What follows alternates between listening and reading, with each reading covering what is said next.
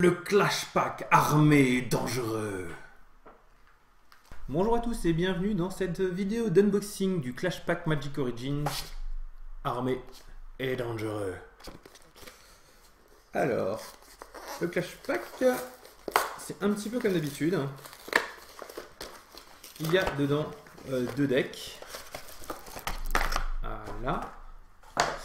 Deux decks différents. Du carton, toujours plein de cartons. Une boîte pour ranger les deux decks en même temps avec un séparateur pour les decks. Il y a un rappel des règles. Il y a une grande feuille qu'on voit pas si je la déballe hors caméra bien entendu, avec le contenu des decks, avec des jolis artworks également. Tac tac. Un petit peu d'explication sur comment les jouer, j'imagine. Donc là, c'est voilà, jouer le jeu armé, jouer le jeu dangereux. Faire son propre deck avec les deux decks ensemble. Si tu combines les deux decks, tu peux faire un gros deck plus balèze. De quoi les ranger donc. Et le plus important, les deux decks. Alors, on va commencer par, je ne sais pas si c'est armé ou dangereux, en tout cas celui où il y a un hiérarche honoré. Alors les Clash Packs ça n'existe pas en français, donc les cartes seront en anglais. Voilà, donc je vais essayer de les faire bien jolies à l'écran, ce qui n'est pas facile. On a le hiérarche, on a, qu'est-ce que c'est que ça? C'est des Valor Stance avec un dessin alternatif qui est plutôt très joli. On a encore un dessin alternatif sur Seeker of the Way, donc une carte qui est assez jouée en ce moment dans tous les mardous. On a une rare Magic Origins qui fait 4-3 pour 4 et qui tape les créatures pour 2 blancs et qui a réputation. On a la fameuse 6-6 pour 5 qui devient 12-12, etc. Très impressionnant, on a un fetch blanc-vert. Hein. Ça vaut quand même des sous, c'est la première fois que ce genre de terrain est édité hors pack, hors booster classique. On a un Collected Company, donc qui est une carte très jouée en ce moment aussi également, même en moderne. On a un commandement de Dromoka, et après on a le deck lui-même. Donc je vous montre les cartes une par une. Donc on a un mix entre les cartes Magic Origins et les cartes du set d'avant. Ici, on a un jeu blanc-vert, somme toute classique, hein, pas mal de créatures, la plupart ont un thème réputation, une mana base classique en plus du fetch, et quelques spells pour protéger vos créatures, et quelques boosts pour faire plus mal. Voilà, des plus 4, etc. Qui nous donne un jeu plutôt mid-range, mais basé sur Collected Company, donc a priori il n'y en a qu'un, mais ça peut quand même faire une base de deck. En tout cas quand on a un deck, quand on débute avec ce genre de deck. Donc Collected Company qui vous permet de récupérer parmi les 6 cartes du tuto de bibliothèque jusqu'à 2 créatures qui coûtent 3 ou moins et les mettre en jeu directement.